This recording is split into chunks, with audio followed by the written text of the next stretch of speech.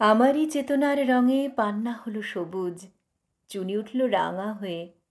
আমি চোখ মেললুম আকাশে, জ্বলে উঠল আলো পূবে পশ্চিমে।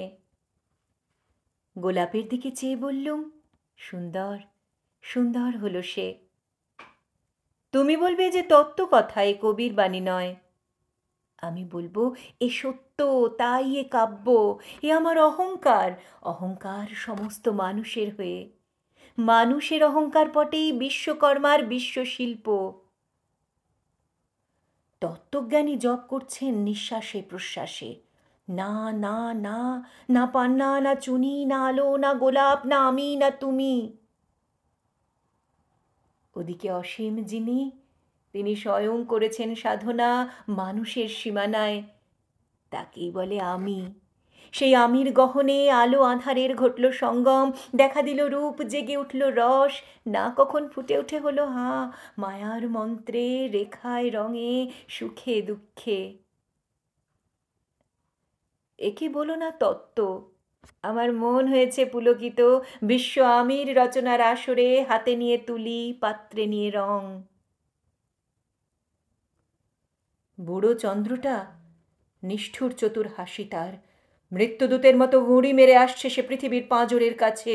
একদিন দেবে চরম টান তার সাগরে পর্বতে, মর্তলোকে মহাকালের নূতন খাতায় পাতা জুড়ে নামবে একটা শূন্য, গিলে ফেলবে দিনরাতের জমা খরচ। মানুষের কীর্তি হারাবে অমরতার ভান, তার ইতিহাসে লেপে দেবে অনন্ত রাত্রির কালি। মানুষের যাবার দিনের চোখ বিশ্ব থেকে নিকিয়ে নেবে রং, মানুষের যাবার দিনের মন ছানিয়ে নেবে রস, শক্তির কম্পন চলবে আকাশে আকাশে, জ্বলবে না কোথাও আলো। বিনাহীন সভায় যন্ত্রীর আঙুল নাচবে, বাজবে না সুর। সেদিন কবিত্বহীন বিধাতা একা রবেন বসে নীলিমাহীন আকাশে, ব্যক্তিত্বহারা অস্তিত্বের গণিত তত্ত্ব নিয়ে। তখন বিরাট বিশ্বভুবনে, দূরে দূরান্তে অনন্ত অসংখ্য লোকে লোকান্তরে এ বাণী ধ্বনিত হবে না কোনোখানেই, তুমি সুন্দর, আমি ভালোবাসি। বিধাতা কি আবার বসবেন সাধনা করতে যুগ যুগান্তর ধরে?